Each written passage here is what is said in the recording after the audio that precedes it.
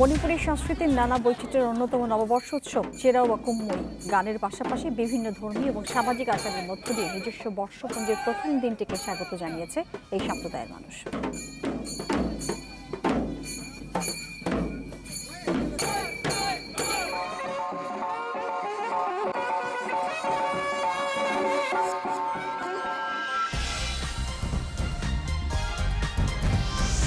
এই এক ঘন্টা আপনাদের সঙ্গে আছে আমি খালেদ মহিউদ্দিন, আর সবশেষের খবরের আলোচনার বিশ্লেষণ সাথে নিয়ে আছে আমি মাহমুদা মৌমিতা, আর খেলাধুলার খবর জানাবো আমি সাইদ সাদিক। তবে আগেই জানিয়ে দিচ্ছি শিরোনাম। হত্যা মামলায় আপিল বিভাগে খালেদা জিয়ার জামিন পেরোল নয়, নিঃশর্ত মুক্তির দাবি বিএনপির।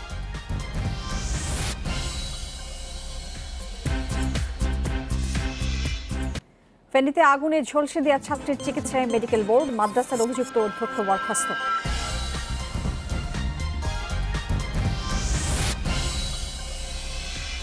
বিশ্বকাপের আগে চোট, অফ ফর্ম নিয়ে চিন্তা, টিম ম্যানেজারের দায়িত্ব নিয়ে দোটানায় সুজন।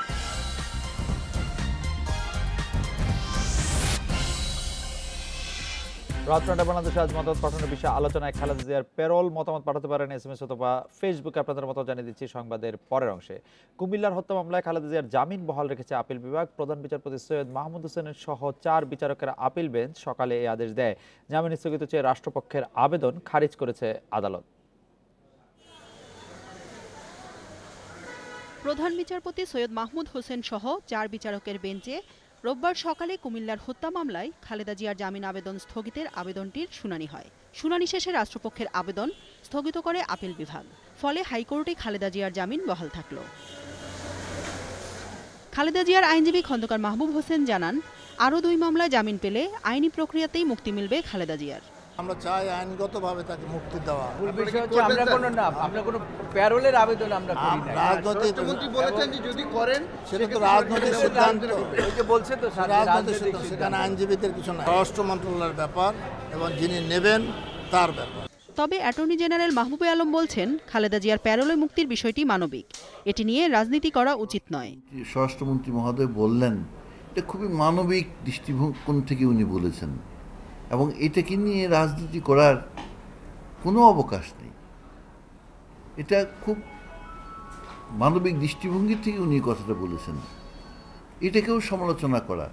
জিয়া অরফানেজ ট্রাস্ট দুর্নীতি মামলায় দণ্ডিত হয়ে খালেদা জিয়া গত বছরের 8 ফেব্রুয়ারি থেকে কারাগারে আছেন। জান্নাতুল ফেরদাউস তানভি, ইন্ডিপেন্ডেন্ট নিউজ, ঢাকা। খালেদা জিয়ার মুক্তি এবং সুচিকিৎসার দাবিতে প্রতীকী অনশন করেছেন বিএনপির শীর্ষ নেতারা। তবে এই ধরনের কর্মসূচির পরিবর্তে দল প্রধানের মুক্তির দাবিতে রাজপথে সোচ্চার হওয়ার দাবি একটি অংশের। অনশন কর্মসূচিতে প্যারোল নয়, খালেদা জিয়ার নিঃশর্ত মুক্তির দাবি জানানো হয়েছে। 686 জন কোথায়? এখানে গুজামিল দিয়ে চলবে না, গুজামিল বন্ধ করতে হবে।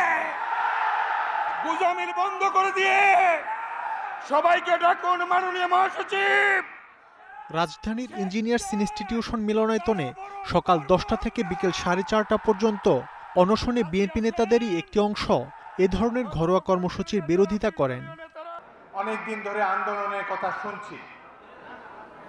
আজকে দেশের সব গুরুত্বপূর্ণ নেতৃবৃন্দ আজকে এই হলে উপস্থিত হয়েছেন। আমরা আন্দোলনের কর্মসূচি চাই। 50,000 থেকে 1 লক্ষ লোক একদিন ঢাকা শহরে নামেন, তারা পালাবার পথ খুঁজে পাবে না। অনশনে উঠে আসে প্যারোলে খালেদা জিয়ার মুক্তির সম্ভাবনার বিষয়টি। বিএনপি এবং ঐক্যফ্রন্ট নেতারা প্যারোলে মুক্তির বিরোধিতা করেন। আমরা বলছি যে তাকে নিঃশর্তভাবে মুক্তি দিতে হবে। আমরা কোনো প্যারোলের কথা বলিনি, আমরা খুব পরিষ্কারভাবে বলেছি যে জামিন পাওয়াটা তার অধিকার। তিনি যেখানে চিকিৎসা করে সুস্থ হবে সেখানে চিকিৎসা করতে দেন, এবং আপনারা প্যারোলে যদি মুক্তি দিতে পারেন তাহলে আদালতের প্রাঙ্গণে গিয়ে আপনারা জামিনে বাধা দেন কেন? ঐক্যফ্রন্ট হোক আর বিএনপি হোক, খালেদা জিয়াকে মুক্ত করতে হলে মাঠে যেতে হবে, রাজপথে যেতে হবে, এবং রাজপথের আন্দোলনের মধ্যেই খালেদা জিয়াকে মুক্ত করে আনতে হবে। বিএনপির ব্যানারে আয়োজিত এই কর্মসূচিতে জাতীয় ঐক্যফ্রন্ট এবং 20 দলীয় জোটের কয়েকটি দলের নেতারা সংহতি জানান। তবে জামায়াতের কোনো নেতাকে দেখা যায়নি। মাহমুদ শরীফ, ইন্ডিপেন্ডেন্ট নিউজ, ঢাকা। প্যারোলের আবেদন করার আগে খালেদা জিয়াকে দায় স্বীকার করতে হবে বলে মন্তব্য করেছেন স্বরাষ্ট্রমন্ত্রী আসাদুজ্জামান খান। মিরপুর পুলিশ স্টাফ কলেজে সকালে সাংবাদিকদের এক প্রশ্নের জবাবে তিনি মন্তব্য করেন। মন্ত্রী বলেন, বিএনপি চেয়ারপারসন প্যারোলের আবেদন করলে শারীরিক অবস্থা বিবেচনায় মুক্তি দেওয়া হতে পারে, তবে এক্ষেত্রে খালেদা জিয়াকে দায় স্বীকার করে আবেদন করতে হবে। মন্ত্রী আরও জানান, বাংলাদেশে মার্কিন নাগরিকদের ভ্রমণে সতর্কতা জারির বিষয়ে এখনও কোনো তথ্য দেয়নি যুক্তরাষ্ট্র। পাবনায় চরমপন্থী দলের 614 সদস্য মঙ্গলবার আত্মসমর্পণ করবেন বলেও জানিয়েছেন স্বরাষ্ট্রমন্ত্রী। এটা আমার বাসার কাছে। এই ধরনের আবেদন আমাদের কাছে আসেইনি, কাজেই এটার স্যাংশন দেওয়ার মানে কোনো প্রশ্ন আসে না। আমি তখন বলেছিলাম, যদি তিনি আবেদন করেন আমরা পরীক্ষা নিরীক্ষা করব, আমাদের যদি আইনের কোনো মানে থাকে তাহলে এটা পরীক্ষা করে আমরা জানাবো। চট্টগ্রাম বিশ্ববিদ্যালয়ে অবরোধ কর্মসূচি পালনকারী ছাত্রলীগের একাংশের নেতাকর্মীদের সঙ্গে পুলিশের সংঘর্ষ হয়েছে। আন্দোলনকারীদের ছত্রভঙ্গ করতে পুলিশ লাঠি পেটা এবং টিয়ার সেল ছোড়ে, এতে আহত হয়েছেন অন্তত 7 ছাত্রলীগ কর্মী। 6 ছাত্রলীগ কর্মীর বিরুদ্ধে অস্ত্র মামলা প্রত্যাহার, প্রক্টরের পদত্যাগ সহ 4 দফা দাবিতে রোববার সকাল থেকে চট্টগ্রাম বিশ্ববিদ্যালয়ের প্রধান ফটকের সামনে অবস্থান নেই শিক্ষা উপমন্ত্রী মহিবুল হাসান চৌধুরী নওফেলের সমর্থক ছাত্রলীগের একাংশ। পুলিশ তাদের উঠিয়ে দেওয়ার চেষ্টা করলে শুরু হয় সংঘর্ষ। পুলিশ টিয়ারশেল ছুড়লে ছাত্রলীগ নেতাকর্মীরাও ইটপাটকেল ছুড়ে। এক পর্যায়ে সরোয়ার্দী হলের সামনে কাঠের গুঁড়িতে আগুন দেয় বিক্ষুব্ধরা। পুলিশের একটি গাড়িও ভাঙচুর করা হয়। 3 জন ছেলে গ্রেপ্তার করছে। তো গ্রেপ্তার করার পর তাদেরকে কিন্তু দেশীয় অস্ত্র আইনে মামলা দেওয়া হয়েছে। কিন্তু বিশ্ববিদ্যালয় প্রশাসন তাদের কাছে হাতে একটা লাঠিও পায়নি। পুলিশ তারা সেট হয়ে পরে দরজা খুলছে, খোলার পরে তারা তখন পোলাপান অনেক ভয় পাইছে আর কি। পরে একটু উঠে আসছে, ওরা পিছন থেকে লাঠিচার্জ শুরু করে দিছে। অবরোধ তুলে নিতে দুপুরে বিশ্ববিদ্যালয় কর্তৃপক্ষ ও পুলিশ আহ্বান জানালেও তাতে সাড়া দেয়নি ছাত্রলীগ নেতাকর্মীরা। এতে কোনো অবরোধ দেওয়ার কোনো বিষয় না, কমিউনিটির ব্যাপার না। তাহলে যদি এরকম চলতে থাকে তাহলে তাদের বুঝতে হবে তাদের অসৎ উদ্দেশ্য আছে। তাদেরকে বলছি আহ্বান জানাবো, তোমরা আসো, তোমাদের যুক্তি দাবিগুলো আমি দেখব, আগেও বিবেচনা করেছি, এখনো করব। গত রাতে তাদের সাথে কথা বলি এবং তারা আমাদেরকে আশ্বস্ত করে যে আজকে কোনো অপ্রীতিকর ঘটনা ঘটবে না, কিন্তু তাদের বিচ্ছিন্ন একটা গ্রুপ তারা সকালে ট্রেনের চালককে অপহরণ করে এবং বিশ্ববিদ্যালয়ের সমস্ত কার্যক্রম বন্ধ করে দেয়। এদিকে অবরোধের শুরুতেই শাটল ট্রেন আটকে দেয় আন্দোলনকারীরা। চট্টগ্রাম রেলওয়ে স্টেশনে শাটল ট্রেনের কয়েকটি বগির হোস পাইপ কেটে দেওয়ার ঘটনাও ঘটে। হোস পাইপ যাকে বলে সেটাই কেটে দেওয়ার কারণে এখানে রেলের আর্থিক ক্ষতি হয়েছে, পাশাপাশি আমাদের সরকারি রেলওয়ে কর্মচারীদের জীবনের নিরাপত্তার বিঘ্ন ঘটেছে। গেল 2 সপ্তাহে নৌফেল সমর্থক ছাত্রলীগের 2 পক্ষের দফায় দফায় সংঘর্ষ হয়েছে।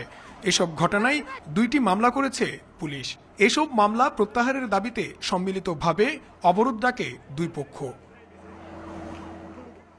Iftekhar Faisal, independent news, Chattogram. ফেনীতে আগুনে ঝলসে দেওয়া মাদ্রাসা শিক্ষার্থীর অবস্থা খুবই সংকটাপন্ন বলে জানিয়েছেন ঢাকা মেডিকেলের চিকিৎসকেরা। তার চিকিৎসায় গঠন হয়েছে 8 সদস্যের মেডিকেল বোর্ড। মাদ্রাসা শিক্ষার্থীর চিকিৎসার সব খরচ সরকার বহন করবে বলে জানিয়েছে বার্ন ইউনিটের সমন্বয়ক ডাক্তার শামতলাল সেন। যারা দুর্বৃত্তকারী তাদের দৃষ্টান্তমূলক শাস্তির দাবি করতেছি, বিচার আওতায় আইনানুগভাবে যা করণীয় না হয়তো কথা বলার খুব খারাপ লাগতেছে। হাসপাতাল করিডোর জুড়ে অসহায় বাবার হাহাকার, বেদনার্ত চোখে আরতি, যেন সুস্থ হয়ে ফিরে আসে একমাত্র মেয়ে। দিনই শিক্ষার জন্য 3 ছেলে ও একমাত্র মেয়েকে পাঠিয়েছিলেন মাদ্রাসায়। দাখিলে A+ পাওয়া মেয়ে চলমান আলিম পরীক্ষাতেও মেধা স্বাক্ষর রাখবে, অথচ পরীক্ষার হলে গায়ে আগুন ধরিয়ে দেয় সে এখন জীবন মৃত্যুর সন্ধিক্ষণে। স্বজন ও এলাকাবাসী জানান, অভিযুক্ত মাদ্রাসা অধ্যক্ষ সিরাজউদ্দৌলার বিরুদ্ধে আগেও যৌন হয়রানির অভিযোগ ছিল। ছাত্রীকে আগুন দিয়ে হত্যা চেষ্টার ঘটনার পর তাকে সাময়িক বরখাস্ত করা হয়েছে। গঠিত হয়েছে 3 সদস্যের তদন্ত কমিটি। মাদ্রাসার অধ্যক্ষ গ্রেপ্তার হয়েছেন 27শে মার্চ, ওই তারিখ থেকে তাকে সাময়িক বরখাস্ত করা হয়েছে। আমরা চাই তাদের দৃষ্টান্তমূলক শাস্তি হোক, তাদেরকে গ্রেপ্তারের জন্য, তাদেরকে আইন আদালতে সুপর্দ করার জন্য আমাদের যা যা করার, যা যা সহযোগিতা করার আছে আমরা সকল সহযোগিতা করব। চিকিৎসকেরা বলছেন, মুখমণ্ডল ছাড়া শরীরের সব অংশ পুড়ে যাওয়ায় ওই শিক্ষার্থীর অবস্থা আশঙ্কাজনক। রোববার সকাল থেকে নলের সাহায্যে তাকে দেয়া হচ্ছে তরল খাবার। গতকালকে আমরা আইসিইউতে তাকে শিফট করছি, সে এখন আইসিইউতেই আছে। আইসিইউর ট্রিটমেন্ট সে পাচ্ছে, যেহেতু খুবই ক্রিটিক্যাল অবস্থা, 75% বার্ন, জীবন মরণের সন্দেহে আমরা আমাদের ট্রাই করতেছি তাকে আসলে অ্যাট বেস্ট যতটুকু পারা যায়। বার্ন ইউনিটের সমন্বয়ক জানান, শিক্ষার্থীকে আগুনে পোড়ানোর ঘটনায় প্রধানমন্ত্রী শেখ হাসিনা মর্মাহত। তার চিকিৎসার সব খরচ বহন করবে সরকার। Ijazur Rahman, Independent news, Dhaka. বরগুনার তালতলীতে স্কুল ভবনের ছাদের পলেস্তারা ধসে নিহত এবং আহত শিক্ষার্থীদের কেন ক্ষতিপূরণ দেওয়া হবে না জানতে চেয়ে রুল দিয়েছে হাইকোর্ট। বিচারপতি শেখ হাসান আরিফ এবং বিচারপতি রাজিক আল জলিলের বেঞ্চ বিকেলে এই রুল দিয়েছেন। এর আগে দুপুরে নিহত শিক্ষার্থীর মৃত্যুতে 1 কোটি টাকা ক্ষতিপূরণ চেয়ে রিট করা হয়। রিট কার্ডের আইনজীবী হুমায়ুন কবির পল্লব জানান, তৃতীয় শ্রেণীর শিক্ষার্থী মনসুরের পরিবারকে 1 কোটি টাকা এবং আহত 5 শিক্ষার্থীর পরিবারকে 10 লাখ টাকা করে ক্ষতিপূরণ দেওয়ার নির্দেশনা চাওয়া হয়েছে রিটে। সুপ্রিম কোর্টের এক আইনজীবী এবং মানবাধিকার সংগঠন ল অ্যান্ড লাইফ রিটটি করে। এতে শিক্ষা সচিব, প্রাথমিক এবং গণশিক্ষা শিক্ষা সচিব, স্থানীয় সরকার সচিব সহ 7 জনকে বিবাদী করা হয়েছে। সব শিক্ষা প্রতিষ্ঠানে নিরাপদ পরিবেশ নিশ্চিত করার নির্দেশনাও চাওয়া হয়েছে রিট আবেদনে। ঢাকা সিটি এবং উপজেলা নির্বাচনে ভোটার খরা চিন্তায় ফেলেছে নির্বাচন কমিশনকে। তাই ময়মনসিংহ সিটি নির্বাচনে ভোটার উপস্থিতি বাড়াতে ক্যাম্পেইন করবে ইসি। তবে কোনো দলকে নির্বাচনে আনার উদ্যোগ থাকবে না। সব কেন্দ্রে ভোট গ্রহণ হবে ইভিএমে। বিশ্লেষকরা বলছেন, স্থানীয় সরকার নির্বাচনে হারানো ভাবমূর্তি উত্থানে কমিশনকে ময়মনসিংহ সিটি নির্বাচন গ্রহণযোগ্য করতে হবে। 2018 সালে ময়মনসিংহকে সিটি কর্পোরেশন করা হয়। নবগঠিত এই সিটিতে 25শে মার্চ ঘোষণা করা হয় নির্বাচনের তফসিল। ভোট গ্রহণ 5 মে। সম্প্রতি স্থানীয় সরকার নির্বাচনে ভোটার উপস্থিতি কম হয় ময়মনসিংহ সিটি নির্বাচন নিয়ে বিশেষ উদ্যোগ নিচ্ছে নির্বাচন কমিশন। ভোটের 15 দিন আগ থেকে ভোটারদের উৎসাহিত করবে ইসি। তবে রাজনৈতিক দলের অংশগ্রহণ বাড়াতে কোনো উদ্যোগ নেওয়া হবে না। এইচএসসি পরীক্ষার কারণে রাত 8টার পর বন্ধ থাকবে প্রচার। ভোটাররা যাতে ভোট কেন্দ্রে আসতে উৎসাহিত হয়, ভোটাররা যাতে মনে করে যে না, ভোট কেন্দ্রে যাওয়াটা নিরাপদ হবে এবং স্বাচ্ছন্দ্য হবে, সে নিজের ভোট নিজেই দিতে পারবে, এবং এগুলো কিছু পরিবেশ আমরা সৃষ্টি করার পরিকল্পনা গ্রহণ করেছি। ময়মনসিংহ সিটির 33 ওয়ার্ডের 130টি কেন্দ্রে ভোট গ্রহণ হবে। কারচুপি ঠেকাতে সব কেন্দ্রে ব্যবহার করা হবে ইভিএম। মেশিন পাঠানো হতে পারে ভোটের দিন সকালে। নির্বাচনী অপরাধ দমন করে ভোটের সুষ্ঠু পরিবেশ তৈরিতে গঠন করা হয়েছে বিভাগীয় কমিটি। নিয়োগ হয়েছে নির্বাহী ম্যাজিস্ট্রেট। নির্বাচনে শতভাগ ইভিএম ব্যবহার করা হবে এবং আমাদের বাংলাদেশে আর তখন আর কোথাও নির্বাচন থাকবে না। তো নির্বাচনের কমিশনের সকল ধরনের সতর্ক দৃষ্টি নির্বাচন থাকবে। বিশ্লেষকেরা বলছেন, ঢাকার 2 সিটি ও উপজেলা নির্বাচনের ভোটার খরার দুর্নাম ঘোচাতে হবে নির্বাচন কমিশনকে। সেজন্য ময়মনসিংহ সিটি নির্বাচনে ভোটার ও রাজনৈতিক দলগুলোর আস্থা অর্জনে নিতে হবে বিশেষ পদক্ষেপ। সংশ্লিষ্ট সকল অংশীদারদের সাথে বিভিন্নভাবে আলোচনা করে তাদেরকে সম্পৃক্ত করে এমন একটা পরিবেশ সৃষ্টি করে, এমন একটা আস্থা পরিবেশ সৃষ্টি করে যে এখানে তারা আগ্রহী হবে নির্বাচন করার জন্য। এদিকে নির্বাচনী এলাকা থেকে আগামী 7 এপ্রিলের মধ্যে সকল ব্যানার, পোস্টার, তোরণ ও নির্বাচনী ক্যাম্প অপসারণের নির্দেশ দিয়েছে নির্বাচন commission. Masudur Rahman, Independent news, Dhaka. খেলাধুলার খবর নিয়ে সাইসাদি চলে যাচ্ছে আপনার কাছে। বাংলাদেশের ভাবনায় এখন বিশ্বকাপ, এবং বিশ্বকাপটি আসলে আজকে 2 নির্বাচক বসেছিলেন আসলে ক্যাপ্টেনের সঙ্গে, এবং সম্ভাব্য ম্যানেজার যিনি খালেদ মাহমুদ সুজন, আসলে তিনিই টিম ম্যানেজার হচ্ছেন কিনা বোর্ড তাকে পছন্দ করে রেখেছে, এবং তিনি বলছেন যে তার কিছু ব্যক্তিগত সমস্যা আছে। সেই খবর জানাচ্ছি। অধিনায়ক মাশরাফির সঙ্গে আলোচনা হয়েছে 2 নির্বাচকের। সঙ্গে ছিলেন বিশ্বকাপে টাইগারদের সম্ভাব্য ম্যানেজার খালেদ মাহমুদ সুজন। বিশ্বকাপ স্কোয়াড নিয়ে কথা হয়েছে এই বৈঠকে। জাতীয় দলের কিছু ক্রিকেটারের অফ ফর্ম আর ইনজুরি নিয়ে মূলত চিন্তিত ম্যানেজমেন্ট। চিন্তা আরও বাড়াচ্ছেন সুজন। বিশ্বকাপে ম্যানেজারের দায়িত্ব নেবেন কিনা সেই নিশ্চয়তা দিতে পারছেন না তিনি। রূপগঞ্জের কাছে হেরে পয়েন্ট টেবিলের শীর্ষস্থান খুইয়েছে আবাহনী। ম্যাচ শেষে পারফরমেন্স বিশ্লেষণের সুযোগই পেলেন না কোচ খালেদ মাহমুদ সুজন ও মাশরাফি। আকাশী নীলদের ড্রেসিং রুমে ততক্ষণে হাজির 2 নির্বাচক নান্নু ও বাশার। আধা ঘন্টার মতো আলোচনার বিষয়বস্তু যে বিশ্বকাপ প্রস্তুতি তা বুঝতে বাকি নেই। বিশ্বকাপের আগে ক্রিকেটারদের চোট নিয়ে সতর্ক বিসিবি। চোটে পড়ার তালিকায় যুক্ত হলেন মিরাজ। রূপগঞ্জের বিপক্ষে ফিল্ডিং করতে গিয়ে আঙুলে ব্যথা পেয়েছেন তিনি। আবাহনী কোচ সুজন বলছেন, চোট গুরুতর নয়, দ্রুতই সুস্থ হয়ে উঠবেন এই স্পিনার। আর সুপার 6-এ পাওয়া যাবে ফিট রুবেলকেও। ছোটখাটো বল জোরে মারছিল, অথবা তার মাস্কুলার হয়তো বা কিছু আছে, ওরকম কিছু না। সব দিকে সবাই ফিটই আছে এমনি। খালি রুবেল আগে থেকে আসলে একটু ইনজুরি আছে, বাট আমরা রুবেলকে টাইম দিচ্ছি, যাতে আমরা ফ্রেশ রুবেলকেই চাই। বিশ্বকাপের জন্য 15 সদস্যের দলের 14 জন প্রায় চূড়ান্ত। একটি জায়গার জন্য চলছে তুমুল লড়াই। তবে ঢাকা লিগে জাতীয় দলের কিছু ক্রিকেটারের অফ ফর্ম নিয়ে চিন্তায় থাকতে হচ্ছে ম্যানেজমেন্টকে। কিরকম টিম বাংলাদেশ দেখতে চায় বা ক্যাপ্টেন কিরকম চিন্তা করছে এগুলো নেই, নাথিং স্পেশাল। আসলে নান্নুবেরও এসেছিলেন এই জন্য, কারণ একটু মানে যেটা হচ্ছে যে ন্যাশনাল অনেক প্লেয়ার পারফর্ম করছে না, এটাও একটা বড় ব্যাপার যে একটু ফর্মে নাই অনেক। গেল বছরে ঘুরিয়ে ফিরিয়ে টিম ম্যানেজার হিসেবে বেশ কজনকে দেখা গেছে। বিশ্বকাপের মতো মেগা ইভেন্টে অভিজ্ঞতা প্রাধান্য পাচ্ছে। বোর্ডের প্রথম পছন্দ খালেদ মাহমুদ সুজন, তবে সাবেক অধিনায়ক দায়িত্ব নিয়ে আছেন দ্বিধাদ্বন্দ্বে। আমি 4.5 বছরের মতো ম্যানেজার ছিলামই, বাট আমার পার্সোনাল কিছু প্রবলেমস আছে, মানে আগে যেগুলো হয়তো বা ছিল, এখন আমার নিজস্ব কিছু যদি না থাকে তাহলে আমি যাব, আর আমার নিজস্ব যদি না হয় তাহলে হয়তো আমার জন্য ডিফিকাল্ট হবে। 2015 বিশ্বকাপেও টিম ম্যানেজার ছিলেন খালেদ মাহমুদ সুজন। Sabbir Irfan, Independent news, Dhaka. আবাহনীকে হারিয়ে ঢাকা প্রিমিয়ার ডিভিশন ক্রিকেট লিগের শীর্ষে উঠে গেছে লেজেন্ডস অফ রূপগঞ্জ। মিরপুরের লো স্কোরিং ম্যাচে তারকায় ঢাকা আকাশী নীলদের হারিয়েছে 6 উইকেটে। ফতুলার বিকেএসপিতেও সুবিধা করতে পারেননি ব্যাটসম্যানেরা। বিকেএসপির বিপক্ষে 5 উইকেটের জয়ে সুপার 6-এর লড়াইয়ে টিকে আছে শেখ জামাল। অন্য ম্যাচে উত্তরাকে 5 উইকেটে হারিয়েছে প্রাইম দোলেশ্বর। মিরপুরে শীর্ষ 2-এর লড়াই। আবাহনীর ব্যাটসম্যানদের ব্যর্থতা লড়াই জমতে দিল না। সুভাষিস শহীদ নাবিলদের সামনে টিকতে পারেনি চ্যাম্পিয়নদের শক্ত ব্যাটিং লাইন আপ। অমি, সৌম্য, শান্ত 3 জনকে ফিরিয়ে শুরুটা করেছিলেন সুভাষিস, পরে তার সঙ্গে তাল মেলান শহীদ নাবিলরা। লড়াইয়ের চেষ্টা ছিল মিঠুনের, কিন্তু 38-এর বেশি করতে পারেননি। এরপর সৈকত টেনে টুনে দলের সংগ্রহ 100 পার করেছেন। 40 রানে অপরাজিত থাকেন তিনি, কিন্তু অন্য প্রান্তে কেউ তাকে সঙ্গ দিতে পারেনি। 122 রানে অল আউট আবাহনী। ছোট টার্গেট তারায় কোনো তাড়াহুড়ো করেনি রূপগঞ্জ। উদ্বোধনী জুটিতে আসে 62 রান, 22 করে ফিরেছেন নাইম। অন্য প্রান্তে 50 তুলেছেন মেহেদি মারুফ। 4 উইকেট হারিয়ে লক্ষ্যে পৌঁছে যায় রূপগঞ্জ। 37 রান খরচায় 3 উইকেট নেয়া রূপগঞ্জের সুভাষিস হয়েছেন ম্যাচ সেরা। ঘরের মাঠে জয় পায়নি বিকেএসপিও। শেখ জামালের কাছে তারা হেরেছে 5 উইকেটে। আগে ব্যাট করতে নেমে আকবর আলী 43 রানে 161 তোলে বিকেএসপি। বাকিরা সবাই ফিরেছেন সেট হয়ে। 3টি করে উইকেট নিয়েছেন জামালের নাসির হোসেন ও ইলিয়াস সানি। জবাবে দ্রুত উইকেট হারিয়ে শঙ্কা জায়গায় শেখ জামাল, তবে ইলিয়াস সানি ও অনুস্তব মজুমদার মিলে বিপদ সামাল দেন। 32 করেন সানি, মজুমদারের সংগ্রহ 43। মিরপুর বিকেএসপির মতো ফতুল্লাতেও লো স্কোরিং ম্যাচ। আগে ব্যাট করে 160 রানে গুটিয়ে যায় উত্তরে স্পোর্টিং ক্লাব। ফরহাদ হোসেন ও মার্শাল আইবের 50-তে 5 উইকেট হাতে রেখে লক্ষ্যে পৌঁছেছে Prime Doleshwar. Sabbir Irfan, Independent News. মোহামেডানের ডাগ আউটে অভিষেকটা সুখকর হলো না অস্ট্রেলিয়ান কোচ শিন লেনের। শুরুটা হলো টেবিল টপার বসুন্ধরা কিংসের বিপক্ষে 4-1 গোলের বড় হারে। এই হারে রেলিগেশনের সংখ্যা বেড়ে গেল ঐতিহ্যবাহী ক্লাবটির।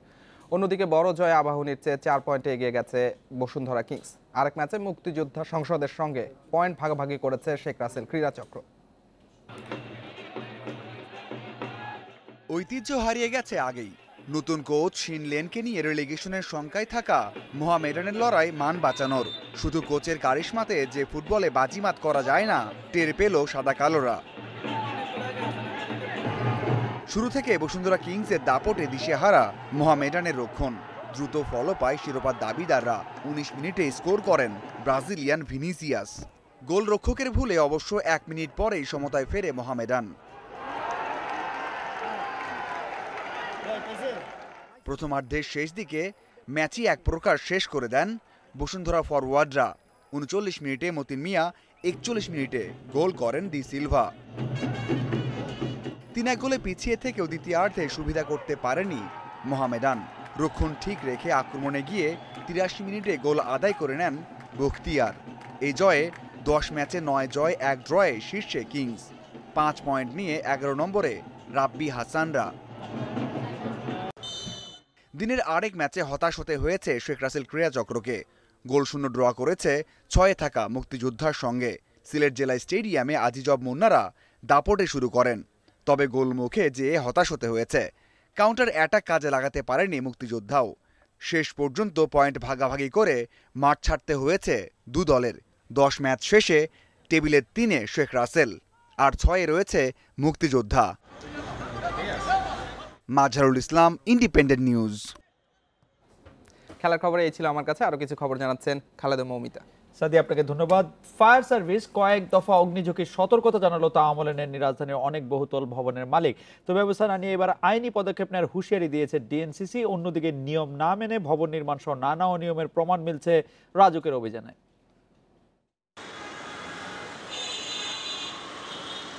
গুলশান 1 নম্বরের নাভানা টাওয়ার।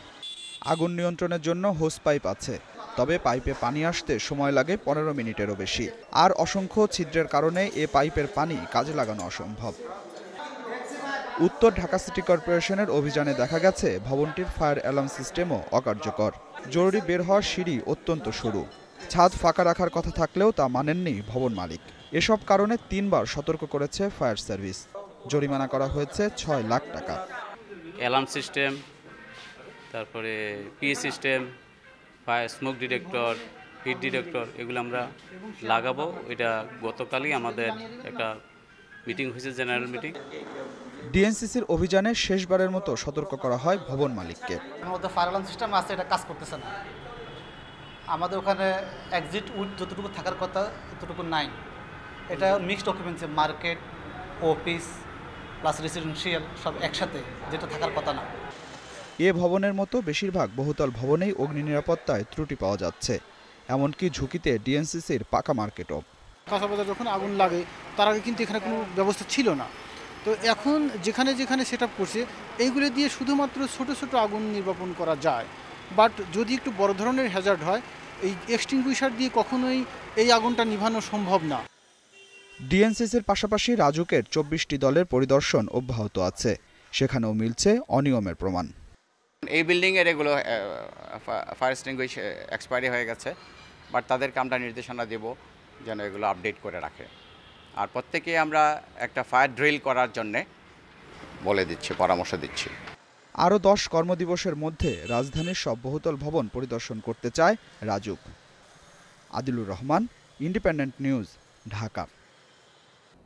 বেসরকারি হাসপাতালে 80 প্রসূতি সিজার করা হয় উল্লেখ করে প্রয়োজন ছাড়া এ ধরনের রোধের আহ্বান জানিয়েছেন স্বাস্থ্যমন্ত্রী ডক্টর জাহিদ মালিক। দরকার ছাড়া টেস্ট করতে দেওয়ার প্রবণতা বন্ধের আহ্বান জানিয়েছেন তিনি। সকালে বিশ্ব স্বাস্থ্য দিবসে এই অনুষ্ঠানে এসব কথা বলেন মন্ত্রী। এবছরই 15,000 চিকিৎসক নিয়োগ দেওয়ার পরিকল্পনা জানিয়েছেন তিনি।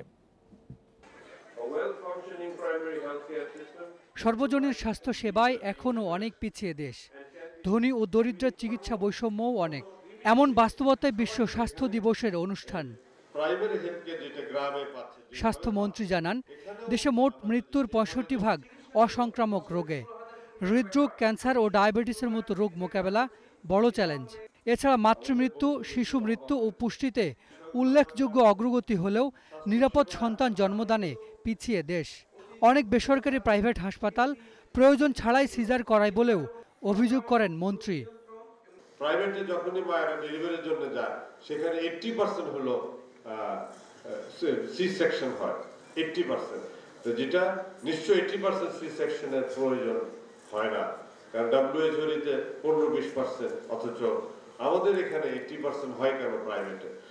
স্বাস্থ্যমন্ত্রী বলেন, বেসরকারি হাসপাতালে চিকিৎসা নেয় 60% মানুষ, অথচ অনেক হাসপাতালে রোগ নির্ণয়ের চড়া মূল্য এবং প্রয়োজন ছাড়া বিভিন্ন পরীক্ষা নিরীক্ষা দেওয়া হয়। প্রাইভেট সেবা দেওয়া যারা দেয় তারা কিন্তু অনেক চার্জ করে। আমরা আহ্বান করব যে তাদের চার্জ জানি কমিয়ে আনে, তাদের টেস্ট দেওয়ার প্রবণতা জানি কমে যায়, অপ্রয়োজনীয় যাতে টেস্ট না দেওয়া হয়। মন্ত্রী জানান, সরকারি হাসপাতালে চিকিৎসক সংকট কাটাতে এবছরই 15,000 চিকিৎসক নিয়োগ দেওয়া হবে। আমাদের দেশবাসীকে স্বাস্থ্য সেবা দিতে পারি। Hasan Misbah, Independent news, Dhaka. বাংলা চলচ্চিত্রের জনপ্রিয় কৌতুক অভিনেতা প্রয়াত টেলি সামাদকে এফডিসিতে শ্রদ্ধা জানিয়েছে চলচ্চিত্র শিল্পী সমিতি। বাদ আসর তাকে দাফন করা হয় মুন্সিগঞ্জে পারিবারিক কবরস্থানে। বর্ণাঢ্য ক্যারিয়ারে অসংখ্য জনপ্রিয় ছবিতে অভিনয় করে প্রশংসিত হয়েছেন টেলি সামাদ, পেয়েছেন হাজারো মানুষের ভালোবাসা। শেষবার এফডিসিতে এলেন, সিক্ত হলেন সহকর্মীদের শ্রদ্ধায়। সামাদ থাকা মানে আমরা আনন্দ করতে পারতাম, আমাদেরকে হাসিয়ে ভুলিয়ে অভিনয় করতাম। আমরা জানতাম না কখন সময় পার হয়ে যাচ্ছে টেলি থাকলে। বিরাট মাপের অভিনেতা, বিরাট ক্ষতি হলো। আর ক্ষতি হলো আমার, আমার ব্যক্তিগত বন্ধু। হি ওয়াজ এ মিসপ্লেসড ইন দিস ইন্ডাস্ট্রি। আমার বাবা অভিনয় জগতে খুবই মজার লোক ছিলেন, বাসায়ও সে খুবই মজার লোক ছিলেন। এফডিসিতে টেলিসামাদের নামাজে জানাজায় অংশ নেন তার অসংখ্য ভক্তানুরাগী ও দীর্ঘদিনের সহকর্মীরা।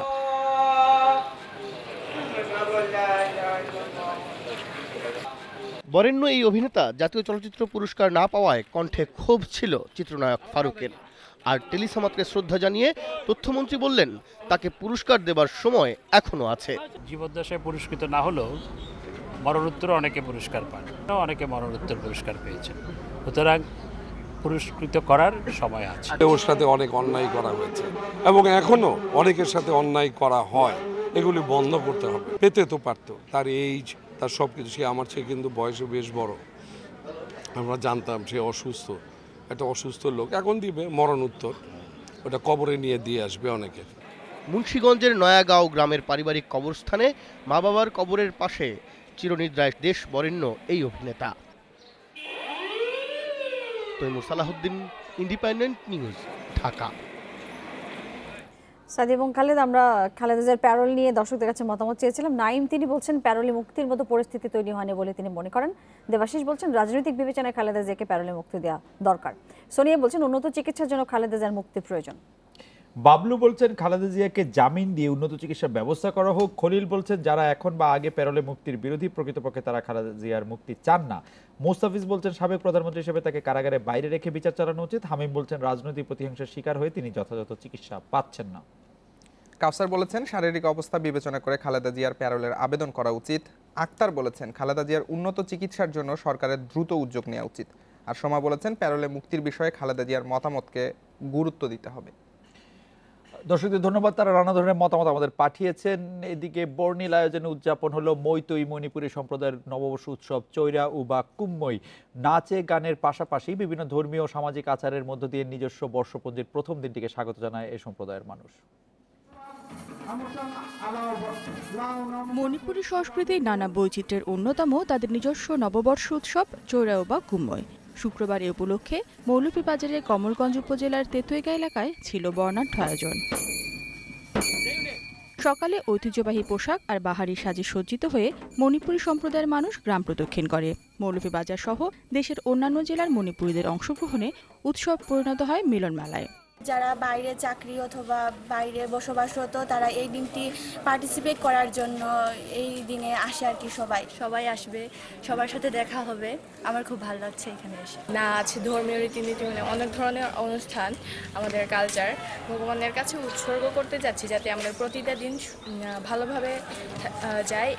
ঐতিহ্যবাহী বিভিন্ন খেলা সহ দিনভর ছিল নানা আয়োজন। অপশক্তির হাত থেকে রক্ষা এবং দেশ ও জাতির মঙ্গল কামনায় পুজো করেন গ্রামের বৃদ্ধারা। সংস্কৃতি, ঐতিহ্য এবং অস্তিত্ব রক্ষার জন্যই আমরা এই দিন থেকেই আমরা উদযাপন করি। আগামীর প্রত্যাশায় সকলের জন্য শান্তি, সুখ শান্তি এবং সকল জাতিসত্তার প্রতি আমার আশীর্বাদ রইল। বিকেলে শুরু হয় সাংস্কৃতিক অনুষ্ঠান। এর অন্যতম আকর্ষণ মণিপুরী লোকনৃত্য থাবল চোংবা। গভীর রাত পর্যন্ত নাচ গানের মধ্য দিয়ে নতুন বছরকে বরণ করে নেয় মণিপুরী সম্প্রদায়ের মানুষ। ইতিহাস অনুযায়ী মণিপুরী রাজা মালিয়া ফম্বালচার নিজস্ব বর্ষপঞ্জির প্রবর্তন করেন। এরপর থেকে চন্দ্রসনের বর্ষ গণনা রীতি অনুযায়ী নববর্ষ পালন করে আসছে মণিপুরীরা। Independent news desk. এই ছিল রাত ৯টায় বাংলাদেশের আয়োজনে। আর শেষ করব উত্তর কোরিয়া বার্ষিক ম্যারাথন প্রতিযোগিতার কিছু ছবি দেখিয়ে তার আগে বিদায় নিচ্ছি আমরা। এতক্ষণ সাথে থাকার জন্য ধন্যবাদ সবাইকে।